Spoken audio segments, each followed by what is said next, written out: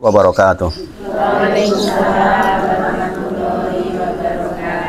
Alhamdulillahi haqqa hamdi nahmaduhu wa nasta'inuhu wa nastaghfiruh wa na'udzu billahi min syururi anfusina wa min sayyiati a'malina may yahdihillahu fala mudilla lahu wa may yudlilhu fala hadiyalah.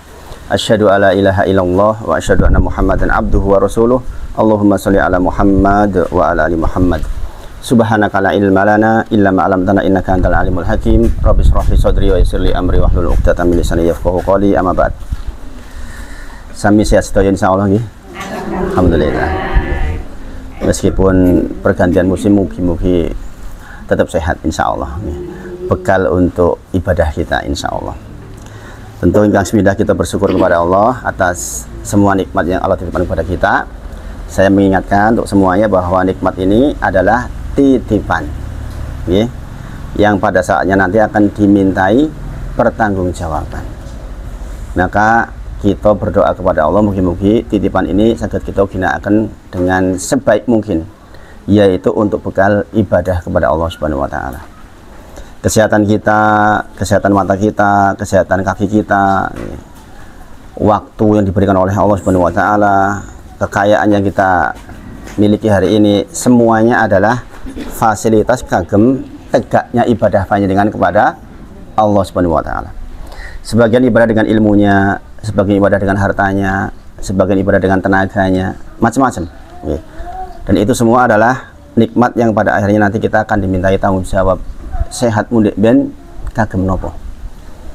Apalagi umur ditanya secara khusus. Umur yang kuberikan kepada kalian digunakan untuk apa?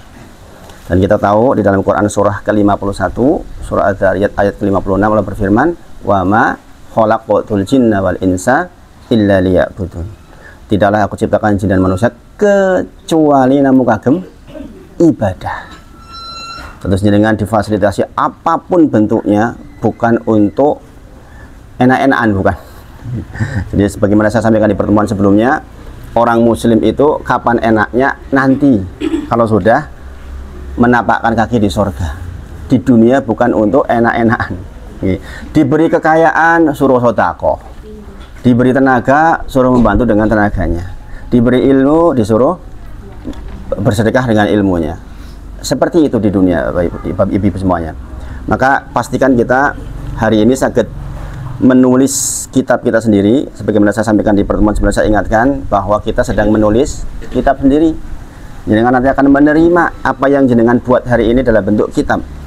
Yang dari sebelah kanan maka beruntung, karena akan mendapatkan hisab yang yasir, hisab yang ringan. Tapi yang menerima kitab dari sebelah kiri atau apalagi belakang itu ciloko banget. Namanya hisaban munakosah. Hisab yang detail ditakok oleh Gusti Allah. Makanya jenengan lihat anak-anak yang belajar Quran itu, kalau yang di lembaga itu kan ada namanya ujian munakosah. Ujian munakosah ujian sing detail banget.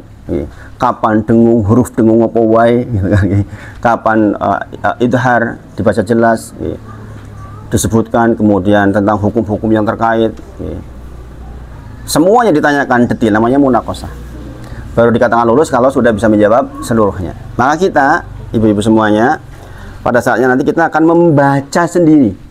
Oh, ben tanggal sakmene aku ki ngono ngene ki pun ditulis niku. Maka jenengan sedang menulis dari tadi pagi sampai sekarang. Oh, nilai subuh kiri apa ora? Salat duha apa ora? Dhuwure nganggo qobliyah apa ora? Berdhuwur ba'diyah apa ora? Niku tulis pun ditulis dari jenengan. Yang sudah lewat, sudah berlalu, nggak bisa kita ulang lagi. Maka kita mohon kepada Allah agar yang belum lewat sebaik mungkin. Itulahnya mengapa kita meminta kepada Allah hidayah dan taufik. Hidayah itu ilmu. Seperti ini namanya hidayah. Sampainya ilmu dan pengetahuan pada panjenengan namanya hidayah. Dan begitu banyak orang yang dapat hidayah sebenarnya, tapi sedikit yang dapat taufik. Taufik menika agar ilmu jadi amal soleh, itu taufik. Sama orang, saya yakin tahu bahwa ke masjid itu kebaikan, gini bang. Enggak ada yang mengatakan ke masjid itu elek buat ternyata. Gini bang. Tapi membuat orang jadi ke masjid izin dari Allah. Makanya jangan yang ibu-ibu saya dorong, doakan, ya Allah, supaya suami saya rajin ke masjid.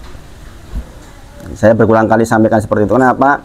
Karena penting loh ibu-ibu semuanya. Penting sekali mendorong suami ke masjid itu penting sekali. Saya sudah sampaikan nih 13 manfaat sholat di pertemuan sebelumnya. Di antaranya adalah membangun kebahagiaan. Kalau jenengan ingin suami panjenengan sayang sama jenengan, dorong untuk sholat di masjid. Apalagi kita sama-sama tahu bahwa sebagian besar ulama mengatakan bagi laki-laki itu wajib. Sayangnya bapak-bapak jarang ngaji. Sing sering ngaji ibu-ibu. Makanya saya dorong ibu-ibu yang nanti memberitahukan ke suaminya, Pak, jarene Pak Ustadz ki anu wajib loh. Alah lah nembe ngaji pisan dadi ustazah kowe. Enggak apa-apa. Jenengan pokoknya sampaikan. Ketahuilah ibu semuanya, ada masjid yang saya ngisi pengajian setiap Rabu pagi tadi pagi saya ngisi di Gunung Sempu itu. Awalnya justru bapak-bapak semuanya. Ibu-ibunya nggak ada. Begitu lihat videonya di share, akhirnya ibu-ibunya berangkat. Sekarang rata-rata setiap Rabu itu 100 orang minimal. Setiap subuh, padahal subuh nih loh. Dari mana ngitung 100? Dari konsumsinya 100 itu mesin teh. Itu setiap Rabu pagi, itu setiap seminggu, kadang saya 2 kali. Yang jadwal resmi saya hari Rabu pagi, jadwal tidak resminya Sabtu pagi, karena Sabtu pagi ada guru saya yang ngajar di sana juga. Kalau beli pas nggak bisa, saya juga yang ngisi. Bayangin ibu semuanya, berapa kali dalam seminggu dia ngaji. Hari Rabu pagi dengan saya, kemudian Sabtu pagi, dan Jumat sore. Khusus ibu-ibu Jumat sore ada lagi. Masya Allah. Jadi didorong. Nah, ketika bapak-bapaknya sudah ngaji, memang berbeda pengaruhnya. Rumah tangga menjadi lebih tentram, insya Allah. Makanya saya berharap betul dengan ngaji seperti ini. Saya ingatkan, dibawa pulang itu betul-betul, ya namanya kondo kali suami ini kumpulan yang tenelek. Perkorong kondo ini, alah ustazah nyaran, yo ben wae. Kadang-kadang kan begitu, ini ngaji pisan ngondoni aku. Nanti akan ada saatnya dia dapat hidayah. Sambil doain malam, ya Allah, nyuwun panjenengan supados suami saya diberi hidayah agar mau ke masjid. Kalau sudah di atas 45 tahun nggak ke masjid, mau kemana ibu-ibu? Jadi kan punya suami sudah di atas 45 tahun, kok urung yang masjid, arepnya ngendi?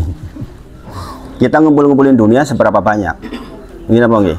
Harus kita mendorong supaya suami kita menjadi suami yang soleh. Saya ingatkan nggih, bulan lalu kita sudah sampai di Ali Imran 185. Jadi sudah belajar Al-Quran, makanya saya ajak semuanya berinteraksi dengan Al-Quran. Saya sebenarnya berharap ada yang bacain 185, itu salah satu bacain. Siapa yang mau bacain? Ada yang bawa HP enggak?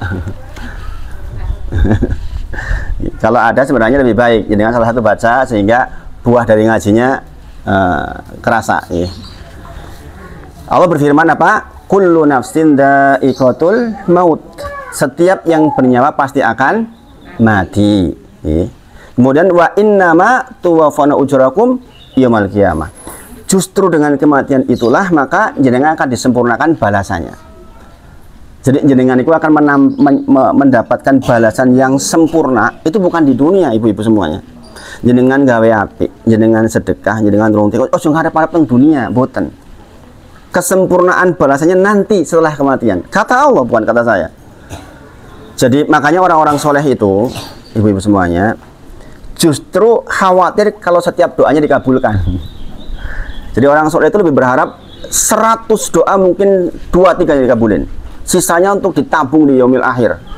Karena setiap orang-orang di sana mintanya begitu nanti. Nek ngerti ngene iki ndek ben mbok yo dikabulkan dunia. Saiki wae. Makanya doa itu nggak ada ruginya ibu-ibu semuanya. Pokoknya berdoa aja. Berdoa terus, nggak akan ada ruginya. Karena apa? Dikatakan wa innama tuwaffawna ujurakum yaumal qiyamah. Justru perjuangan panjenengan sekarang yang berat ini, wis kudu ngopeni bojo, wis kudu kalau bujini ngurusi warung gitu. Harus ini, harus itu, harus ini, harus itu, harus ini, macam-macam, kesel terus. Tapi ketahuilah, inilah tanamannya kita tanam sekarang. Nanti panennya tuh Masya Allah. Masya Allah. Kemudian dikatakan bulan lalu faman zuhsiha 'anil nar, sing sinten kemawon dijauhkan dari api neraka, maka dia termasuk orang yang beruntung. Faman zuhsiha 'anil nar wa udkhilal jannah faqad fas. Sing sinten kemawon dijauhkan dari neraka jahanam, berarti dilebokake teng surga niku tiyang ingkang bener-bener menang. Bener-bener menang. Menang niku mboten sakniki ibu-ibu, dadi pejabat dhuwur mboten. Hartanya banyak sekarang bukan. Harta banyak kalau jadi bersyukur soleh iya. Miskin kalau jadi sabar iya. Masing-masingnya punya peran masing-masing. orang yang dijauhkan dari neraka jahanam maksudnya pripun? Ya jadi rajin ibu-ibu. Dengan istri sayang, dengan suami sayang gitu. Mboten pernah mengeluh. Musim panas kados niki kadang-kadang mengeluhkan, panas. Kadang-kadang begitu. Padahal Rasulullah bersabda apa? Rasulullah bersabda, wala tasubil humma, kata Rasulullah. Ojo sekali-kali mencela demam loh. Demam niku tengah awak panas niku. Sebab demamnya panjenengan itu menggugurkan dosa. Bayangin. Makanya kalau kita nggak bolehlah kita mengeluh. Saya cerita gini, bulan lalu, saya itu berusaha menerapkan memuliakan istri. Jadi ini pentingnya ngaji, dengan suaminya ngaji nanti dengan dimuliakan. Contohnya apa? Saya nyuci sendiri, istri nggak nyuci. Kata istri saya tadi, anek wong liya ora nyuci dia, tapi kan disedaki pembantu ya, kayak kan ora. Bersih-bersih rumah saya. Jadi memuliakan. Kenapa? Karena Rasul bersabda, khairukum li ahli. Yang terbaik di antara kalian laki-laki adalah yang paling baik dengan istrinya. Wa ana khairukum li ahli. Dan saya ini loh yang paling baik terhadap istri saya. Nah, saya dai, ibu-ibu. Makanya saya praktek. Saya nggak mungkin cuma ngomong doang. Tanyakan ke istri, pernah nggak nyuci baju? Nggak pernah. Saya yang nyuci. Pernah nggak ngepel rumah? Nggak pernah. Saya yang ngepel. Pernah nggak nyapu-nyapu di depan? Nggak pernah. Saya yang nyapu. Gitu nih. Jadi kenapa? Karena belajar, sehingga saya mengerjakan itu tuh karena Allah, ibu-ibu. Nah, jangan punya suami yang belajar begitu nanti hasilnya. Makanya didorong supaya ngaji, jangan sampai nggak ngaji. Yang ngaji jangan cuma ibu-ibunya tok, bapak-bapaknya suruh ngaji, gitu. Kebanyakan jamaah saya itu bapak-bapak sebenarnya. Kebanyakan jamaah saya bapak-bapak. Kemudian dikatakan di akhir ayat, wamal hayatud dunya illa mataul hurur. Bahwa setiap nikmat di dunia ini adalah potensi untuk menjebak jenengan. Sehat banget ora tau loro, ki malah males teng masjid jenengan. Sebab menapa? Ora kroso. Jenengan bisa bersyukur atas sehat ketika sakit. Nek sakit wingi pas sehat koyo yang masjid to. Saiki kok loro kondo koyo ngono kuwi. Bareng sehat lali dalan yang masjid. Iya kan? Kita mata sehat seperti ini setiap hari, mata nonton, nyokrol Instagram apa wae deloke kabeh. Bareng matanya sakit, apa nonton ora iso, pengen maca Quran ora iso, wingi kok ora maca Quran. Begitu ibu-ibu. Makanya dikatakan wamal hayatud dunya illa mataul ghurur. Setiap kenikmatan yang jenengan peroleh niki di dunia ini, bentuk kekayaan, kesehatan, punya rumah, punya sawah, semuanya bisa menjebak jenengan kalau jenengan tidak diberi rahmat oleh Allah Subhanahu wa taala. Sekali lagi, muslim itu memang di dunia itu capek. Bukan untuk senang-senang dan cuma sebentar. Makanya bulan lalu saya sampaikan, siapa yang cerdas, kata Rasulullah, ibu masih ingat? Siapa yang cerdas di antara kita? Itu dia, orang yang paling banyak mengingat mati. Sebab orang yang banyak mengingat mati maka akan dimuliakan ukrima bisalas, dimuliakan dengan 3 hal. Masih ingat nggak apa saja? 1, dia akan takjilu tobat, dia akan segera bertobat. Mau kelingan mati mesti tobat ya dengan, ya kan? Yang kedua, akan cepat ibadah. Arep mati apa ya betulan-tulan, mesti ibadahnya, mesti jangan eman kali bojo, jangan eman kali anak jenengan pasti nih. Orang mungkin jenengan mboten mungkin ngerti soal mati kok. Kemudian ridho bil qalil, ridho dengan yang sedikit. Orang biasanya menumpuk-numpuk harta itu karena pikirannya panjang. Sungguh anakku, gue putuku, gue pengen masih ngapi. Karena apa? Mikirnya domen. Dipikirnya mau hidup 1000 tahun. Maka ridho bil qalil macam bagaimana? Kalaulah pun dia punya harta banyak, visinya untuk akhiratnya, bukan untuk dunianya. Makanya orang yang ridho bil qalil itu dia sederhana hidupnya. Dia menahan dirinya dari yang tidak perlu. Jangan pernah dengar tuh ibu-ibu beli tas 500 juta. Subhanallah, ngopo nih loh. Terus biar nganggo 500 juta cuma mabur apa pripun nggih. Bayangin, itu kan berarti dia tidak ridho bil qalil. Sementara banyak orang di luar yang butuh banget bantuan, gini Bang. Harusnya kekayaannya Allah titipkan kepada dia untuk kendaraan menuju surganya Allah.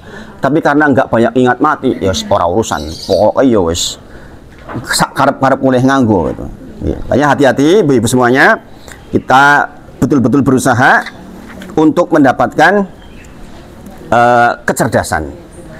Contohnya bulan lalu saya contohkan siapa? Freddy Budiman, gitu. Wong ganase kaya ngono begitu arep ngerti sok tanggal sekian dieksekusi mati langsung soleh. Langsung nganggo gamis, langsung jenggotan, langsung topian, kerjaane mung dikir, kerjaane salat, arep mati ditembak njaluk salat. Nah, kemudian Allah berfirman di dalam Quran surah Luqman 34. Kasih kelingan gini insyaallah, yaitu apa? Innallaha indahu ilmu sa'ah. Sesungguhnya ilmu tentang kiamat kapan datang itu di sisi Allah. Dan sesungguhnya yang tahu tentang kapan hujan datang juga Allah. Boleh dikatakan wa ya'lamu ma fil arham. Allah juga yang tahu apa yang ada di dalam rahim. Aziza dulu itu malam Senin saya USG lanang. Oh piye? Senin lahir wedok. Ini ayat ini berlaku di sini. Wa ya'lamu ma fil arham. Sesungguhnya hanya Allah yang tahu yang ada di dalam rahim. Ki sesuk lenang apa wedok, bakale pinter ora pinter, bakale sial apa ora sial, bakale sugih apa ora sugih niku Gusti Allah sing ngerti niku. Di dalam ayat ini dikatakan. Kemudian wa ma tadri nafsum madza taksibu ghadan. Enggak seorang pun di antara panjenengan semua yang hadir ini tahu apa yang akan terjadi 1 jam ke depan. Enggak ada yang tahu. Enggak ada yang tahu. Jenengan boleh punya rencana. Oh, songkot bar maghrib aku tanya kasihan. Iya saiki niat. Tiba-tiba terjadi sesuatu, kita nggak tahu. Kita nggak tahu. Maka dikatakan wa ma tadri nafsum madza taksibu ghadan. Setiap kita niku ibu-ibu mboten ngertos napa sing agem yang akan terjadi. Mereka katakan wa ma tadri nafsum bi ayyi ardi tamut. Panjenengan semua nggak akan tahu dengan cara apa jenengan situ dan di mana nggak akan tahu. Ngadan jenengan tiang salaan, yakin jenengan situ salaan belum tentu. Belum tentu. Kapolres maning Boyolali napa nggih? Mau bepergian, tahu-tahu tabrakan, polisi 2 meninggal. Coba. Orang penguasa jalan juga bisa mati di jalan kan. Jadi kita nggak tahu ibu-ibu semuanya. Nah, apa maksudnya ini? Ini dirahasiakan sama Allah supados jenengan siap setiap waktu. Mboten kados Freddy Budiman iku lho. Freddy Budiman iku siape mung pas minus 3 sasi. Ning husnul khotimah, buktinya bau wangi. Sebab 3 sasi niku ibadah terus, tobat terus, ngertiak ditembak. Jenengan lak mboten ngertos kapan, gini apa nggih? Dirahasiakan oleh Allah supados napa? Supados siap terus. Supaya jenengan tuh rasanya ya Allah mungkin engkau bar maghrib aku mati, bar isya aku mati, kan gitu. Bar subuh nanti saya meninggal. Bisa nggak terjadi seperti itu? Bisa terjadi. Terlalu banyak contoh orang yang sedang tidur nggak bangun, sedang sholat, sedang sujud nggak bangun. Ada nggak? Banyak sekarang di YouTube itu kelihatan. Lagi joget-joget mati. Ibu-ibu PKK lagi joget-joget di panggung jebule siji glayar goyang rumah sakit mati. Gini Pak nggih. Bisa terjadi. Kita nggak tahu ibu-ibu semuanya.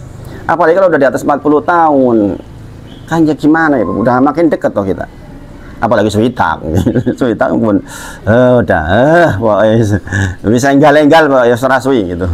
Nah, kita harus sadar betul itu. Yang dengan itu kita mudah-mudahan menjadi orang yang lembut hatinya. Jadi sekali lagi dirahasiakan oleh Allah agar siap terus. Kemudian, seandainya Allah menghukum manusia karena kekeliruan. Ini kan kadang-kadang orang Allah, rawopo aku keliru saya kesuk tobat. Seandainya Allah menghukum orang disebabkan keliru keliru niku entek tiang niku. Entek. Makanya diberi kesempatan waktu untuk bertobat. Tobat tetap berlaku sebelum lam yughorgir, sebelum sampai ke sini. Makanya kalau perhatikan orang mau meninggal, kan dari bawah nih, dingin pertama kakinya. Saya tuh menemani orang mau meninggal tuh udah berulang kali. Sing dipandu gampang yo akeh, sing dipandu angel banget jenggat-jenggat iki kathah. Nggih. Ono sing nyanyi malah, nyanyi we. Iki kon la ilaha illallah. Oh, malah nyanyi terus. Subhanallah. Dia dingin, sudah dingin sini, kan masih bisa komunikasi. Kakinya dingin masih bisa. Dipegang sini, mulai dingin ke sini. Prosesnya memang seperti itu. Nanti naik, masih bisa ngomong ini. Kalau yang sehat sebelumnya sampai ke sini dingin tuh masih bisa ngomong normal. Tapi dia udah dingin, udah kayak es begini. Nggih. Terus naik. Nah, kalau mulai di sini berarti mulai berat. Nggih. Saat itu jangan harus pastikan talqin dengan baik. Lakinu mautakum bi la ilaha illallah. Jenengan nalkin niku ampun liyane.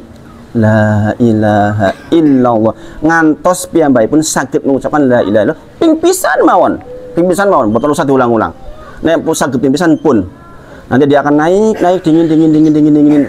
Kalau udah di sini selesai. Kenapa? Nggak diterima lagi tobat waktu itu. Namanya lam yuhorhir. Jadi prosesnya seperti itu. Ada saya madu ibu-ibu nih, anak ibunya jamaah, masya Allah. Saya melihat prosesnya sekitar 1 jam lah, dari jam 12 malam sampai jam 1 malam.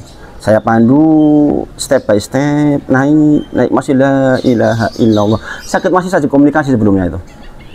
Dia diperlihatkan sesuatu. Orang mau meninggal kan diperlihatkan malakul maut, ibu-ibu semuanya.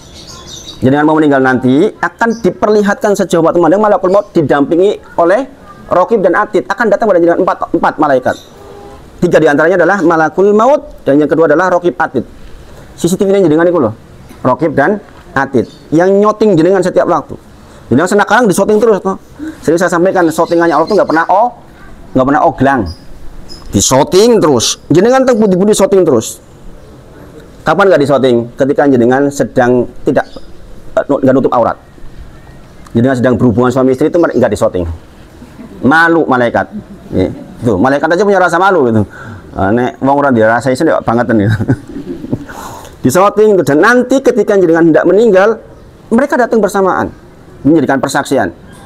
Ketahuilah ibu-ibu, Ibrahim alaihissalam didatangi malakul maut, kemudian mengatakan, ya malakul maut, tunjukkan wajahmu ketika engkau mengambil nyawa orang yang fasik, orang yang jarang sholat. Apa yang terjadi? Kata malakul maut, kowe ora bakal kuat nonton aku Ibrahim. Ora apa-apa, cobonen. Maka Ibrahim suruh balik badan. Kemudian balik lihat langsung pingsan itu. Niku Ibrahim alaihissalam sing pingsan, nabi niku. Kemudian ketika siuman sudah kembali ke wajah normal, kata Ibrahim alaihissalam, seandainya Allah tidak kasih siksa kecuali yang barusan tok, nonton kuwi tok wis siksane wis cukup nggo siksa umat manusia. Saking menakutkannya.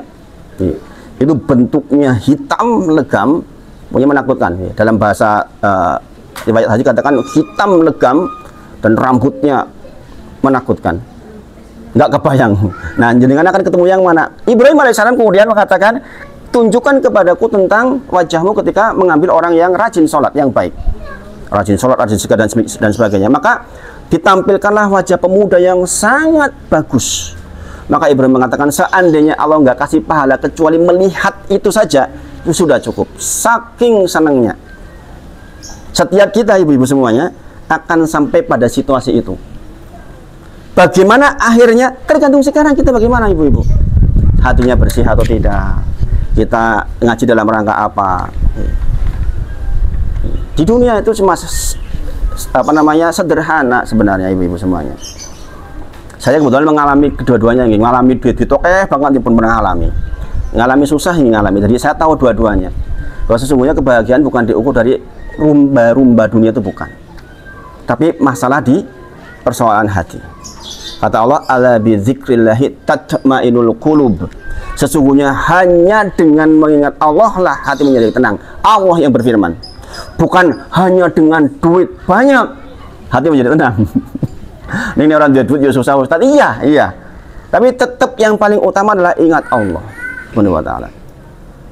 Saya itu kalau hari Rabu pagi kayak tadi Ahad pagi itu dijemput, saya pernah ceritakan dengan yang jemput itu orang udah sepuh, Bapak Ibu. Pengusaha sudah sepuh. Dia mengatakan apa? Saya itu bahagia Ustaz kalau jemput. Istri saya tuh dorong, kok jenengan dereng tindak kalau dia belum datang. Jam 3:30 itu udah WA saya, Ustaz saya jemput. Itu mintanya jemput saya lama. Saya sebenarnya tadinya nggak mau dijemput, tapi terus saja minta sampai sekarang. Jadi berjalan seperti itu. Bayangkan, apakah kebahagiaan diukur dengan banyaknya harta? Belum tentu. Dia orang yang berharta, tapi dia mengatakan kebahagiaan ketika bisa ngobrol seperti itu dalam mobil, bertanya sesuatu terjawab semuanya, senang sekali. Masya Allah.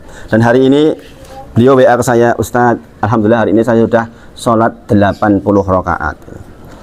Jadi efek dekat sama orang yang mau belajar, sholatnya mesti banyak. Sholatnya mesti, hanya mesti kaget, 80 rakaat. Iya, sholat wajibnya 17, sholat rawatibnya 22. Nih, kok sebelum duhur, setelah duhur, sebelum asar, sebelum maghrib, setelah maghrib, sebelum isya, setelah isya, sebelum subuh, totalnya 22 dari yang muakkadah dan ghair muakkadah. Antara yang ditekan dengan yang ditekan itu 22. Sholat duhanya 8. Sholat suruk ketika setelah subuh itu nunggu di masjid 2 rakaat. Kemudian sholat tobat, ya Allah, saya punya dosa hari ini, astagfirullah wa atubu ilaih, ambil air wudhu, sholat tobat minimal 2 rakaat. Deg-degan hatinya, kata dia, hari ini saya produksi Ustadz, produksi pesanan yang ternyata harus jam 3 sore jadi. Deg-degan hati wonten penak, ambil air wudhu, sholat. Bayangin, makanya dia WA ke saya, Ustadz hari ini saya udah 80 rakaat. Dan ibu-ibu yang WA ke saya setiap hari seperti itu sudah banyak sekali. Bahkan ada ibu-ibu yang saya sudah 100 rakaat. Bayangin ibu-ibu, efek ngaji itu begitu itu loh. Masya Allah, ketentramannya luar biasa. Dan itu bisa dilakukan hanya oleh orang-orang yang banyak mengingat mati. Banyak mengingat mati. Sambil ngapain saja itu jenengan sambil zikir, ibu-ibu. Saya melihat kadang-kadang ibu-ibu beraktivitas kan banyak di rumah misalnya. Saya bisa mengatakan ke jenengan karena saya pelaku, ibu-ibu. Saya sambil nyapu misalnya, itu sambil baca zikir. Saya sambil ngepel rumah misalnya, saya pasti sambil ngapal Al-Quran. Mungkin kalau jenengan lewat rumah saya mesti dengar suara Al-Quran kan. Kadang-kadang jam berapapun lah, jam berapapun mesti ada suara Al-Quran. Kenapa? Membiasakan hati dengan Al-Quran. Membiasakan hati dengan Al-Quran. Kalau sudah terbiasa hati dengan Al-Quran, enggak mau yang lain, ibu-ibu, jangan perlu tahu. Karena tidak ada suara terbaik dibandingkan Al-Quran. Kalau yang sudah paham, pasti ada ketentraman di hati. Masya Allah. Apalagi sekarang itu alat untuk nyetel itu gampang ya, pakai Bluetooth itu kan, lewat HP set, udah mau setel yang mana tuh bisa. Kemudian ibu-ibu semuanya, Allah berfirman di dalam Quran surah Munafikun ayat 9-11. Ya ayyuhalladzina amanu la tulhikum amwalukum wala auladukum an dzikrillah. Kata Allah, ibu-ibu semuanya, kalian jenengan udah belajar Al-Quran, saya ngajak jenengan berinteraksi dengan Al-Quran. Jadi berfirman ngaten, ibu-ibu semuanya sampun ngantos putra-putri panjenengan, kegiatan usaha panjenengan menjadikan jenengan lupa ingat kepada Allah. Goro-goro urusan pekerjaan dadi sholat duhur keri, goro-goro urusan ngopeni anak dadi sholat asar keri. Ini masalah, ibu-ibu. Quran surah Al-Munafikun ayat 9. Ini Allah yang berfirman, sampun ngantos jenengan urip teng dunia kamu goro-goro urusan dunia, jenengan kewajiban kepada Allah ketinggalan. Subhanallah. Yang punya rizki itu Allah, yang punya anak kita itu Allah. Kalau kita tidak serahkan ke Allah bagaimana? Saya, ibu-ibu semuanya, bisa ngamuk, ngomel-ngomel keras kalau apa? Persoalan sholat. Saya kamar misalnya telat sholat tuh ngamuk betul saya. Dan saya sediakan kabel betul, saya pecut betul itu. Ini tanya ke anak saya. Saya kalau sudah urusan sholat kok keri. Nah, kenapa? Sudah dibahas tahun bulan lalu, as-sholatu nuron. Sholat itu cahaya. Anak-anak kita sekarang keluar dolan-dolan, memang kita bisa mengendalikan, ibu-ibu? Nggak bisa. Di luar begitu banyak pengaruh. Zaman kita dulu cuma ada TVRI. Zaman saya dulu, iya nggak? Zaman yang tua-tua kan mau tontonan mau TVRI. Paling-paling album minggu kita. Sekarang anak pegang gadget, subhanallah. Sing ditonton. Ada nggak sekarang orang tua yang bisa menjamin anaknya nggak nonton film jelek anak SMP? Ada nggak? Nggak ada. Saya tuh ngisi di SMP ibu-ibu. Anak-anak SMP kita itu sudah semuanya lah 90% nonton film jelek. Subhanallah. Makanya jangan perhatikan, saya tuh sampai pusing melihat 2 bulan terakhir ini pembunuhan kok pendak jam. Pembunuhan perkosaan jenengan lihat tuh di TV. Subhanallah. Karena pengaruh sekarang itu luar biasa, ibu-ibu. Makanya ayo galakan sholat ke anak kita itu. Karena apa? As-sholatu nuron. Sholat itu cahaya, ibu-ibu. Nek lah kumpul-kumpul karo koncone arep dijak elek-elek ya kalau punya sholat itu mbok menawa dadi ora sida. Coba. Ada nggak sekarang di sini yang dengan guru bisa menjamin muridku orang nonton sini elek? Ada nggak? Sulit, ibu-ibu. Sulit, zaman sekarang itu sulit sekali. Bayangkan. Makanya ibu-ibu semuanya, kita yang sudah tua ini nyontoni sholat itu dijaga betul. Kenapa? Kalau enggak bahaya banget. Bulan lalu saya sampaikan ke jenengan, orang mau ke masjid itu doanya luar biasa loh ibu-ibu. Doanya gimana coba? Allahumma ja'al fi qalbi nuron, sambil berangkat ke masjid jenengan. Allahumma ya Allah jadikan di dalam qalbuku cahaya, wa fil lisani nuron, supaya kalimatku cahaya, di pandanganku cahaya, pandanganku cahaya. Begitu doanya itu. Karena sholat itu sendiri ada cahaya. Di perumahan Pada Nasir ada warga baru namanya Pak Bambang, dulu Katolik dia. Rajin ke masjid. Sekarang paling rajin mungkin ke masjid, salah satu yang paling rajin di Pada Nasir sini. Dia ikut, kalau saya ngaji dia ikut. Pak Wahid saya ikutlah ngaji kemana-mana. Saya boncengin dia ke Mancasan sini, dia ikut ke Gunung Sempu, ikut ke kota tempatnya Ustadz Wijayanto, ikut. Padahal dulunya Katolik. Dia menyampaikan ke saya begini, Ustadz, saya masuk Islam itu gara-gara melihat orang sedang sholat bercahaya. Bayangin, mungkin dengan yang Islam malah nggak pernah dilatih kayak gitu kan. Saya tuh melihat orang Islam sholat kok bercahaya. Bayangin. Kemudian saya melihat orang baca Quran tuh bercahaya. Kata Pak Bambang tuh. Jadi boleh tanya langsung tuh. Sejak saat itu saya mikir, jangan-jangan yang benar Islam. Akhirnya dia masuk Islam, Pak Bambang itu. Dan sekarang tenanan, dia ngaji baca Quran juga tenanan. Berusaha betul. Ngaji dengan saya seminggu bisa 3 kali, 4 kali nggak bosan. Malah kurang katanya. Bayangin ibu-ibu semuanya. Jadi jangan sampai ibu-ibu semuanya kegiatan panjenengan sibuk membuat jenengan lalai dari mengingat Allah, khususnya sholat. Hatta idza jaa ahadahumul maut qala rabbirji'un, sampai kemudian nanti ketika kita dipanggil oleh Allah, qala rabbirji'un, ya Allah, mbok aku dibalikkan yang dunia meneh ya Allah. La ali a'malu sholihan fima tarok, supados aku ki ngerjake sing ndek ben tak tinggal. Subhanallah ibu-ibu semuanya. Ndek ben iku kudune iso salat wengi ora. Ndek ben jane kudu iso sedekah ora. Ndek ben jane kudu eman anak ora. Ora itu yang akan disesali. Kata Allah ini, hatta idza jaa ahadahumul maut, sampai ketika jenengan menjelang sedo itu, kemudian jenengan mengatakan, ya Allah balik ke aku yang dunia ya Allah, supaya saya bisa mengerjakan yang dulu saya tinggal. Wong sehat kan sebenarnya bisa sholat malam, gila bang. Saya kalau istri capek, saya maklumi, ya sementing sak durunge turu witir lah nih, gitu. Saya begitu. Dia oleh witir gitu. 3 rakaat. Gue nek wengi-wengi udah wengi-wengi tak obrak-obrak. Ya minimal 8 rakaat ditambah minimal kayak gitu. Ribut saya. Saya pasti ribut itu. Tanya ke istri saya. Alah ayah ini sebab yang ini ribut gini. Kenapa? Lantas andalan kita hidup apa cuman sekarang ibu-ibu bukan sholat? Jadi dengan punya anak-anak keluar sekarang subhanallah. Bisa kena narkoba, bisa kena pergaulan bebas. Subhanallah, macem-macem.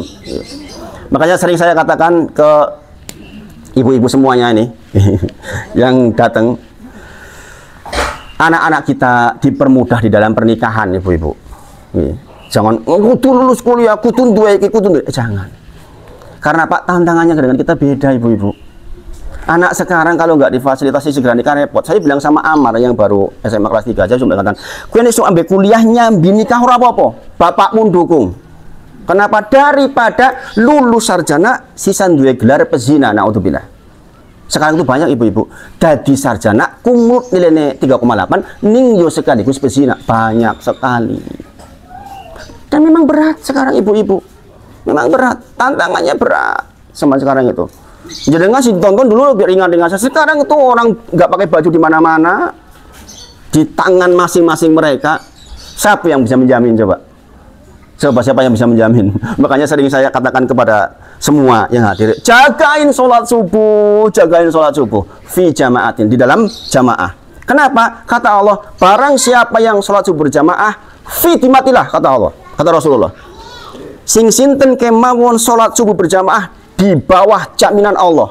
Kata Allah, barang siapa yang menyakiti orang itu, Allah bakal marah kepada orang yang menyakiti. Bayangin. Orang, makanya jangan hati-hati. Kalau jenengan kok menyakiti orang yang sholat subuh berjamaah, jenengan langsung dihancurkan oleh Allah di dunia dan di akhirat. Hati-hati makanya ini. Kenapa? Memang bisa subuh berjamaah itu istimewa, ibu-ibu. Makanya sering saya katakan ke anak-anak, ya subuh berjamaah, tak obrak-obrak, berjamaah. Kenapa? Kalau berjamaah dijamin sampai sorenya oleh Allah. Bayangin, barang siapa yang menyakiti orang itu akan ditelungkupkan wajahnya di yaumil akhir. Sing sinten kemawon, ibu bayangin, ini Rasulullah nyakiti tiang sing gelem sholat subuh berjamaah, ngenjang teng akhirat wajahnya ditelungkupkan di neraka jam, dibalik begini. Gereg begitu itu. Bayangin, medeni toh? Seperti itu. Artinya apa ibu-ibu? Kalau jenengan gak ada putra-putra, kok saged sholat subuh berjamaah, insya Allah dinten niku dijamin oleh Allah. Nggih, dijamin sampai hari maghribnya. Sok meneh yo diulang meneh begitu terus. Makanya subhanallah. Zaman sekarang anak-anak remaja ibu-ibu jangan perlu tahu ya. Saya kebetulan banyak mengatasi hal seperti itu. Anak remaja kita itu kon turu wengi angel men. Isuk-isuk kon tangi lah wong turune wengi dadi angel sesuk. Gini apa nggih? Yang punya remaja, gini apa nggih? Saya untuk nyekeli HP itu. Wis ora karo-karuan. Makanya saya kalau udah pada batasnya, saya ambil HP-nya. Saya keras dalam hal itu. Kenapa? Kasihan paginya nanti nggak bisa bangun. Tidak ada sesuatu tangi, kelejat gitu. Subhanallah. Padahal kunci sholat subuh itu penting. Sholat subuh dan sholat asar itu punya kekhususan ibu-ibu. Barang siapa yang meninggalkan sholat asar tadi dengan sengaja, jenengan amal seharian dihapus oleh Allah. Bayangin, jenengan ninggalin sholat asar dengan sengaja, amal jenengan dari pagi tadi sampai sholat asar hilang, nggak kepake. Bayangin, saking dahsyatnya sholat subuh dan sholat asar. Kenapa? Sholat asar memang berat, karena apa? Beraktivitas, jenengan lagi sibuk. Sholat subuh baru lagi lelap-lelap pepenak, kok kontangi. Makanya dikatakan hatta idza jaa ahaduhul maut qala rabbil ji'un. Jenengan akan mengatakan kepada Allah, ya Allah, balik ke ya Allah. Ben aku iso sholat subuh berjamaah, ben aku iso sholat asar tepat waktu. Bayangin, begitu tuh kondisinya. Kata Allah, kala sekali-kali tidak. Fa innaha kalimatun huwa qailuha. Sing tok kondoke kuwi mung ngene. Mung lamis nang lambe tok. Kata Allah. Nek tak baliknya 2 menit, kowe males meneh ndek ben. Wegah salat meneh, pecicilan meneh begitu. Makanya itu sindiran dari Allah buat kita yang masih di dunia. Kita kan nggak perlu minta sama Allah, ya Allah kembalikan usaha kita ke dunia jenengan. Ya. Padahal yang paling diingini oleh mereka kembalikan itu jenengan itu loh. Kembali urip. Bayangin ibu-ibu. Tapi nggak bisa kata Allah. Kala sekali-kali tidak. Innaha kalimatun huwa qailuha. Sing tokan kondok iki mung lamis teng lambe tok. Boten tenanan. Mun dikatakan wa min waraihim barzahun ila yaumil. Di depanmu sudah ada barzah. Makanya namanya alam kubur, alam barzah. Barzah itu artinya apa? Dinding yang tebal. Jadi kan betul sakit balik balik itu betul sakit pun rampung. Ya Pak Ibu bayangkan. Coba yang paling diingini mereka adalah balik ke dunia. Maka ibu-ibu semuanya jam berapa sekarang? Jam berapa Bu? Jam berapa? 5:04. Sisa waktu saya gunakan sedikit untuk membahas tentang sholat. Makanya ibu-ibu semuanya, saya sebenarnya pengen banget membahas tentang masalah fikih sholat, tapi tentu saja nggak bisa nih kalau kajian cuma sebulan sekali kayak ini, hampir nggak mungkin. Saya hanya kasih motivasi aja buat jenengan tentang bahwa sholat itu ibu-ibu semuanya adalah amal yang kali pertama dihisab. Sekali ini tahun bulan lalu ya. Inna awwala ma yuhasabu bihil abdu yaumil qiyamah min amalihi as-sholat. Sesungguhnya setiap kita nanti akan dihisab kali pertama, persoalan amal adalah sholat. Sementara persoalan dosa yang kali pertama dihisab persoalan darah. Ini ono wong mateni wong, niku pertama. Ada orang menghilangkan kehormatan orang lain, itu tuh yang dibahas pertama sama Allah. Kalau sefulan kalau ini dibahas pertama besok. Mengerikan. Terkait dengan kehormatan kaum muslimin yang lain, mengambil harta orang lain, apalagi sampai membunuh, itu yang akan diurus pertama oleh Allah untuk masalah kemaksiatan. Sementara untuk masalah amal soleh, sholat panjenengan dikatakan sing sinten kemawon sholat apik maka apik kabeh, sing sinten kemawon sholat elek elek kabeh. Bayangin, makanya ibu-ibu semuanya, saya sampaikan ke jenengan berulang kali, ya, yuk bangunkan sholat. Bagaimana masjid rame, supaya masjid rame. Jangan berselisih di masjid. Kadang-kadang di masjid ada perselisihan gitu. Saya itu pendatang ibu-ibu. Kadang-kadang kalau ada sedikit perselisihan saya, ya sudahlah gitu. Jangan berselisih gitu. Kalau ada apa tuh dikasih udur. Gitu. Masya Allah. Saya kadang-kadang melihat banyak. Saya kan datang ke banyak masjid ibu-ibu. Gitu. Yang jamaahnya sudah ratusan. Kadang-kadang suka ngiri gitu. Di sekitarnya sendiri kok belum banyak gitu. Saya masuk pertama ke Pandan Asri itu paling banyak cuma 3-4 orang. Sekarang alhamdulillah udah hampir 2 soft. Doanya saya apa? Saya paling ke masjid. Ya Allah, keberkahan untuk masjid ini ya Allah. Keberkahan untuk lingkungannya ya Allah. Keberkahan ya Allah. Alhamdulillah anak-anak sudah pada ke masjid sekarang 1,5. 2 hari 2 soft. Kalau maghrib kadang-kadang 2 soft lebih. Masya Allah. Subhanallah ya. Makanya jenengan ibu-ibu kasih peran. Bapak-bapak didorong. Ini saya pesen bener-bener ibu-ibu nggih. Mboten namun dipirengaken lho nih. Jenengan sanjang tuh bapak-bapak nggih. Tindak teng masjid, tidak mboten saya bosen jenengan. Yakin kalau bapak-bapak nanti ke masjid jenengan niku untungnya kadah men. Banyak sekali keuntungannya. Jenengan nak pengen tuh ada suami ingkang soleh, ngene nggih. Yang membuat tentram. Nih, yang membuat jenengan kalau melihat yo tentrem. Ojo tentremnya karo sing liyane masalah gitu. Ada bapak-bapak, saya kok tentramnya kalau melihat istri orang lain. Ini ya masalah ini. Ini namanya buatan soleh niku, gendeng niku. Jadi pertama dihisab adalah sholat. Kemudian ibu-ibu semuanya, sholat itu meninggikan derajat ibu-ibu. Sholat itu meninggikan derajat. Ada seorang sahabat tanya, ya Rasulullah, tolong beritahukan kepada saya tentang sebuah amalan yang membuat saya mudah masuk surga dan dijauhkan dari neraka. Maka Rasulullah menyebut banyak-banyakin sujud. Maksudnya sujud di dalam sholat. Itulah mengapa ada orang yang sholat 80 rakaat, 100 rakaat, karena nggak mungkin cukup hanya 17 rakaat. Ibu-ibu semuanya, makanya kita harus membahas tentang jenis-jenis sholat-sholat sunnah. Minimal ibu-ibu, minimal sholat yang mengiringi sholat fardu itu apa saja ibu-ibu? Kelingan boten? 2 rakaat sebelum duhur, 2 rakaat setelah duhur, itu yang muakkadah, yang ditekan banget. Adapun yang ghairu muakkadah, boten ditekan banget, 4 rakaat sebelum duhur, 4 rakaat setelah duhur. Makanya jangan perhatikan, saya kalau sholat duhur itu ibu-ibu, 2 rakaat tahiyatul masjid, 4 sebelum, 4 duhur, 4 setelah. Kadang-kadang plus sholat tobat. Jadi saya sholat duhur itu kadang-kadang sampai 16 rakaat. Ini perhatikan, kalau saya di masjid, biasanya kalau longgar, apalagi di Pandan Asri itu longgar, itu saya bisa sampai 16 rakaat di waktu duhur. 4 rakaat sebelum asar. Kata Rasulullah, barang siapa yang menjaga 4 rakaat sebelum duhur dan 4 rakaat sebelum duhur, Allah haramkan dia neraka. Bayangin ibu-ibu, neraka itu haram gitu, yang ingkang jagi 4 rakaat sebelum duhur dan 4 rakaat sebelum duhur, setelah duhur. Berarti ibu-ibu, sing sinten kemawon saged 4 rakaat sebelum duhur, 4 rakaat setelah duhur, maka Allah itu akan bimbing lisannya, bimbing matanya, bimbing kakinya untuk nggak sing aneh-aneh. Paham ibu-ibu? Makanya saya ditanya, orang datang ke rumah saya, Ustadz, suami saya itu suka jelalatan. Saya katakan disuruh banyak sholat sunnah. Obatnya itu, kalau dia sholat sunnah, kebahagiaannya akan jatuh di jenengan, bukan di orang lain. Ini penting ibu-ibu. Saya banyak 80% orang datang ke rumah saya itu soal ini, ibu-ibu. Banyak diantaranya pejabat. Minggu depan ada nih pejabat yang mau datang juga. Soal seperti ini. Solusinya sholat, ibu-ibu. Bayangkan, nek sing saged 4 rakaat sebelum duhur, 4 rakaat setelah duhur, kok dijaga dari api neraka? Berarti kan boten melakukan hal-hal yang membuat dia masuk neraka. Arab selingkuh, ora sido. Arab nonton sing ora sido, nggak dibuat nyaman hatinya. Dilari motornya meledos, misalnya. Sehingga tidak diberi jalan oleh Allah untuk bermaksiat.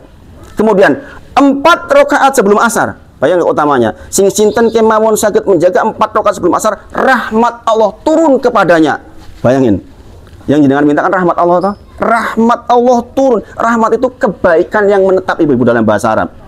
Rahmat Allah itu api netep, Itu namanya rahmat Allah. Bayangin. Apalagi 2 rakaat sebelum subuh. Lebih baik dari dunia dan seisinya. Bayangin. Makanya dengan sholatnya 17 rakaat plus rawatib plus minus sekitar 22. Sudah berapa itu? Sudah 39. Belum sholat duha dengan sholat duha berapa? 8 rakaat, 4 lah minimal. Nek 2 dikatakan pelit. Nih, sing sinten ki sholat duha 5 rakaat dikatakan pelit. Nih, makanya 4 rakaat. Itu tadi. Kadang-kadang kita kesusukan urusan dunia kita. Makanya katakan jangan sampai urusan dunia kita melalaikan kita dari mengingat Allah. Nah, ayatnya begitu. Jadi sholat duha itu memang 2 rakaat itu sudah cukup untuk menggantikan sedekah terhadap sendi-sendi kita yang 360. Kata Rasulullah, sing sinten kemawon memberi sholat 2 rakaat maka dia telah memberikan sedekah 360 sendi. Padahal itu wajib setiap hari kita sedekahi. Kalau bayangkan kalau satu sendi 500.000 pinten niku? Ping 300 juta. 1.000 setiap satu sendi. Ping 300 juta niku pinten? Setiap hari dengan wajib sedekah itu sendi-sendi kata Rasulullah. Sholat 2 rakaat cukup untuk menggantikan sedekah panjenengan. Maka yang tahu pasti sholat duha, nggak mungkin enggak. Kalau jangan tahu ilmunya kan jadi sholat duha pasti eman-eman. Ini boten sholat duha berarti jangan utang boten sedekah teng sendi-sendi panjenengan sing 300 juta. Bayangin betapa pentingnya ilmu. Penting apa penting ilmu? Penting ilmu itu.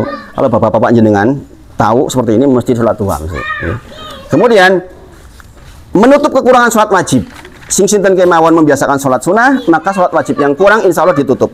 Kemudian dibangunkan rumah di sorga. Ini kisahnya yang bulan lalu saya sampaikan, yaitu istrinya Fir'aun. Dan seterusnya masih banyak banget manfaat terkait dengan sholat.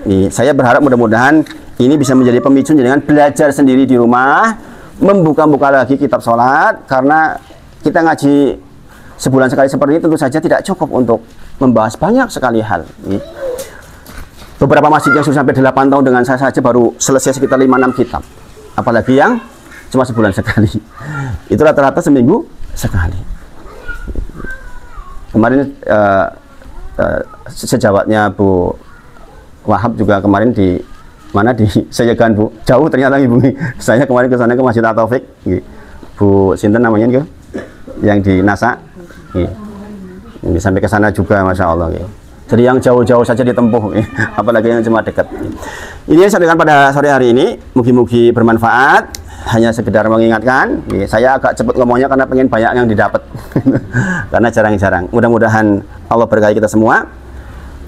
Kalau masih ada 1-2 pertanyaan, monggo. Wa akhiru da'wana alhamdulillahirabbil alamin. Assalamualaikum warahmatullahi wabarakatuh. Boleh monggo. Kalau mau tanya boleh. Santai mawon. Nggih, monggo.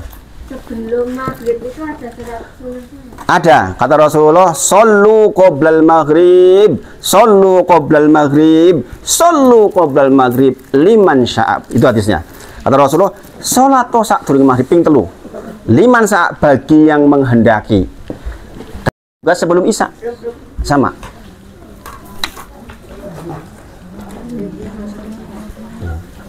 Enten malih, monggo.